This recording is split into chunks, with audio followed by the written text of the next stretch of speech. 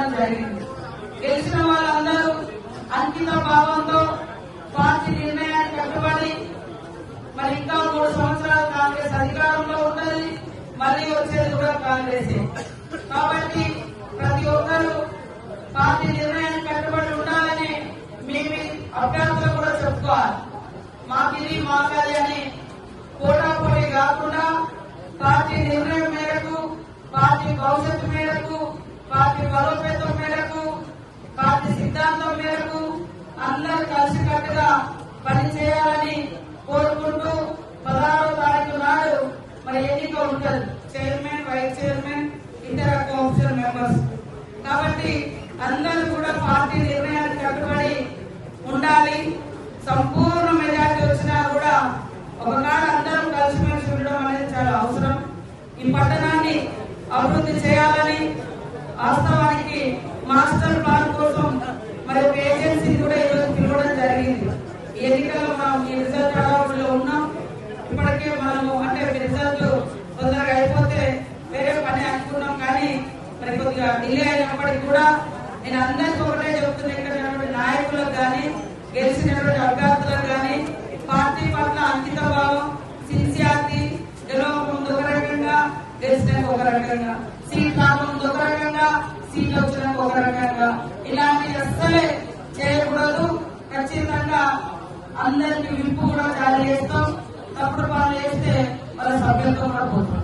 కాబట్టి మరి ఎవరు ఇవాళ అక్కడ గెలిచినటువంటి వాళ్ళు కూడా మరి ఈ రోజు ఇద్దరు ఇండిపెండెంట్ కూడా ఉన్నారు.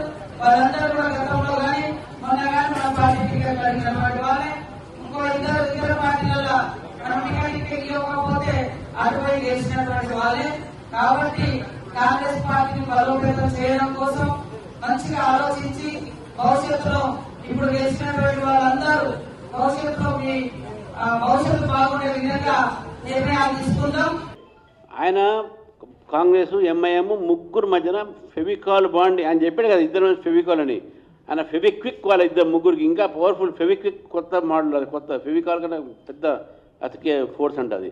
వాళ్ళ ముగ్గురు మధ్య అది. నేను అబద్ధం ఆడటం కాదు, వాస్తవం చెప్తున్నాను. బీజేపీని ఓడించడానికి కాంగ్రెస్, బీఆర్ఎస్, ఎంఐఎం కలిసి పనిచేసింది. లేకపోతే బీఆర్ఎస్కి ఆ ఓట్లు కూడా రావు, ఆ సీట్లు కూడా రావు, కాంగ్రెస్ కూడా ఆ సీట్లు రావు. మేము ఎక్కడైతే దగ్గర వచ్చి ఓడిపోయినావో అవన్నీ కూడా మజ్లిస్ ఓట్లతోనే వాళ్ళు గెలిచారని చెప్పి స్పష్టంగా చెప్తున్నాను.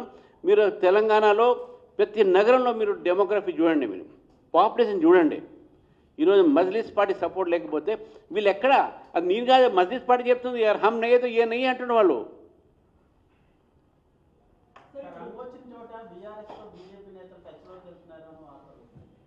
మేము హంగ్ వచ్చిన చోట మీ ఎవ్వరికి మేము సపోర్ట్ చేయము, మీ ఎవ్వరికి సపోర్ట్ చేయము, ఇంతవరకు స్పష్టం.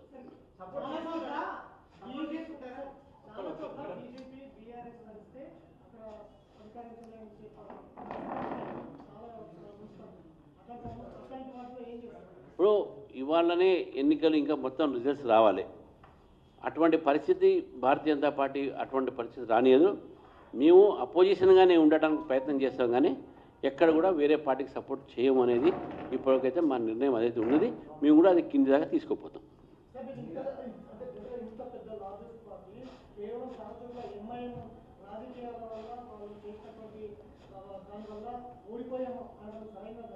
నేను ఓడిపోయామని అనట్లేదు, వీళ్ళు ఓడించారంటున్నాం. మేము ఓడిపోలే, వాళ్ళు ఓడించారు మమ్మల్ని. ఎందుకు ఎట్లా ఓడించారంటే కలిసి మళ్ళీ ఎందుకు. మాది మజ్లిస్ పార్టీ, ఇది పెద్ద పార్టీ చిన్న పార్టీ కాదు. ఇక్కడ వాళ్ళ ఒక డెమోక్రసీ, వాళ్ళ పాపులేషన్ వల్ల వాళ్ళ ఓట్స్ ఎక్కువన్నాయి కాబట్టి మేము ఓడిపోయినాం. మేము లేకుంటే నేను ఓడిపోవడం కాదు. ఇప్పుడు ఓవైసీ ఎంపీ ఆయన ప్లేస్లో పోయి కేటీఆర్ని గెలవమని చెప్పండి, రేవంత్ రెడ్డిని గెలవమని చెప్పండి, అదంతే అవుతుంది. అంత పెద్ద పార్టీ, అంత ముఖ్యమంత్రి గెలవమని చెప్పండి. ఇదంతా చేశారు. బీజేపీ గెలిస్తే మా ఉనికి ఉండదు సరే అనేది. చాలామంది అట్లా అనుకున్న వాళ్ళు ఇదివరకు చూడలేదా? తుగ్లక్ ఉండే ఒకడు, ఇక చాలామంది ఉన్నారు అసంటోళ్ళు. అట్లాంటి పిచ్చి తుగ్లకులు చాలామంది ఉంటారు. అట్లాంటి వాళ్ళు వస్తారు పోతారు, ఎవ్వరూ పర్మనెంట్ కాదు. నేనే రాజు నేనే మంత్రి అనుకున్న వాళ్ళు చాలామంది అట్లనే గాలి కొట్టుకొని పోయినరు. ఈ దేశము చాలా గొప్ప దేశం. ప్రజల చైతన్యాన్ని కూడా ఎవరైనా తక్కువ అంచనా ఇస్తే చాలా తెలివి తక్కువది.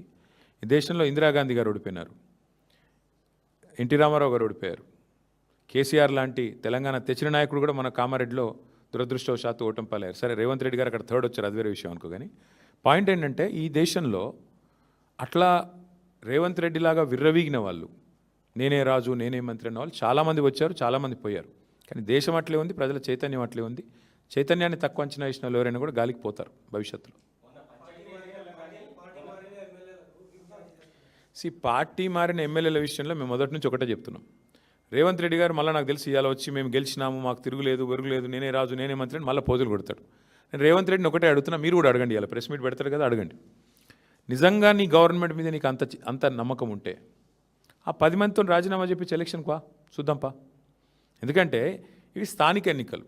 ఆ స్థానికంగా మోరీ బాగుందా, ఆడ నీళ్ళు వస్తున్నాయా లేవా, ఆడ అభ్యర్థి ఓడిపోయిందా గెలిచిండా, వీటన్నిటి మీకెళ్ళి నడుస్తుంది. ప్లస్ ప్రభుత్వం ఎన్నిటి మీకెళ్ళి నడుస్తుంది, నీకు తెలుసు నాకు తెలుసు. ఇప్పుడు బాన్స్వాడ్ ఉంది ఫర్ ఎగ్జాంపుల్ చెప్తున్నాను. నేను పోయి మొన్న ఆడ సవాల్ చేసిన పోచారం గారిని, రండి రాజీనామా చేసి రండి, భయం ఎందుకు, నిజంగానే బాన్స్వాడ మున్సిపాలిటీ గెలిచినా అంటది కదా కాంగ్రెస్, రా మరి గోదాలోకి రా, బాన్స్వాడలో రాజీనామా చేయి.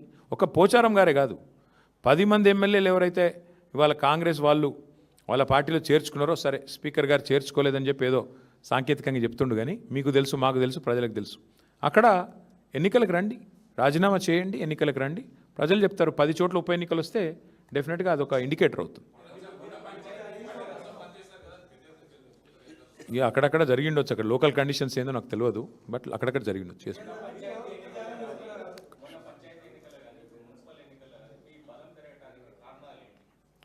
ఒకటి, ప్రధాన ప్రతిపక్షంగా మేము సఫలమయ్యామని భావిస్తూ ఉన్నాం. ప్రజల ఇష్యూస్ మేము ఎత్తుకున్నాం. 6 గ్యారంటీల అమలు వైఫల్యం, 420 హామీల అమలు వైఫల్యం, బలహీన వర్గాలకు ఈ ప్రభుత్వం చేసిన మోసాన్ని ఎండగట్టడంలో, మైనారిటీలకు ఈ ప్రభుత్వం చేస్తున్న అన్యాయాన్ని ఎండగట్టడంలో, దళిత గిరిజనులకు ఈ ప్రభుత్వం ఇచ్చిన హామీలు ఎగ్గొట్టిన విషయంలో కానీ, మహిళల విషయంలో కానీ, యువకుల విషయంలో కానీ, ప్రతి విషయంలో అందరికంటే యాక్టివ్గా అగ్రెసివ్గా ముంగటున్నది బీఆర్ఎస్ పార్టీ, కేసీఆర్ గారి నాయకత్వం. కాబట్టి సహజంగానే మా కోసం కొట్లాడుతున్న వాళ్ళు అనే భావన ఉన్నప్పుడు ప్రజలు కూడా మాకే మద్దతు ఇస్తారు. ఇంకోటి, ఇప్పుడు 2 ఏళ్ళకే ఇట్లుందంటే, ఇప్పుడే నేను మీకు చెప్పిన బ్రదర్, మళ్ళొకసారి చెప్తా ఉన్నా, 2020లో అంటే సరిగ్గా అప్పుడు మాకు కూడా ఎలక్షన్కి ఇంకా 3 ఏళ్ళు దూరం ఉండే. ఆ రోజు 130 మున్సిపాలిటీలో ఎలక్షన్ అయితే మేము 122 గెలిచినాం. కాంగ్రెస్ కేవలం 4, సింగిల్ డిజిట్ దాటలే. ఇక బీజేపీ 2, ఎంఐఎం 2. ఈరోజు మేము యాజ్ ఇట్ ఈజ్ 117లో ఎన్నిక జరిగితే మేము 116లో ఎన్నిక జరిగితే మేము డైరెక్ట్గా గెలిచింది 15, 30 హంగు ఉన్నాయి. దీన్ని బట్టి అర్థం చేసుకోవచ్చు మీరు ప్రజల ఆగ్రహం కానీ, ప్రజల అభిప్రాయం కానీ. జనరల్గా సర్వసాధారణంగా ఇప్పుడు మేము 32 జిల్లా పరిషత్లు 32 గెలిచామా ఆ రోజు? కార్పొరేషన్లు అన్నీ గెలిచినాం 10కి 10. మున్సిపాలిటీలో 130 అంటే 122 గెలిచినాం. కాబట్టి ఇట్లాంటి పరిస్థితులు ఆ రోజు ఉండే. కానీ ఈరోజు ప్రజల్లో మార్పు, ప్రజల్లో ఎంత వ్యతిరేకత ఉంది ఈ ప్రభుత్వం మీద అన్నది ఆల్రెడీ బయటపడుతుంది. అందులో మళ్ళీ ఇన్ని అక్రమాలు, ఎత్తుకపోవడు, గుంజుకపోవడు, మళ్ళీ చేసిందే చేసి మళ్ళీ కాంగ్రెస్ గెలిచేదాకా కౌంటింగ్ చేయించుడు. మా వాళ్ళని ఇప్పుడు ఈ నిమిషానికి మా ఆరూరు రమేష్ ధర్నా చేస్తున్నారు అక్కడ పోలీస్ స్టేషన్ ముంగట. ఎన్నో జరుగుతూ ఉన్నాయి.